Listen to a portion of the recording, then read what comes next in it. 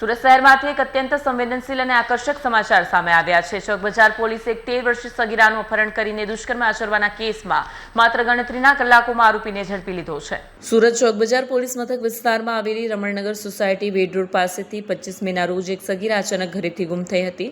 સગીરા તેના સંબંધીના ઘરે રહેવા આવી હતી। જ્યારે તેના ઘરે ન પહોંચી ત્યારે પરિવારજનોએ સૌપ્રથમ આસપાસ શોધખોળ કરી, પરંતુ કોઈ સફળતા ન મળતા તાત્કાલિક ચોકબજાર પોલીસ મથકમાં ફરિયાદ નોંધાવી। ફરિયાદ પડતા ચોકબજાર પોલીસે તપાસ હાથ ધરી। પોલીસની સજાગતાને કારણે માત્ર થોડા જ કલાકોમાં આરોપી દીપક સોંદરવાને ઝડપી લેવામાં આવ્યો।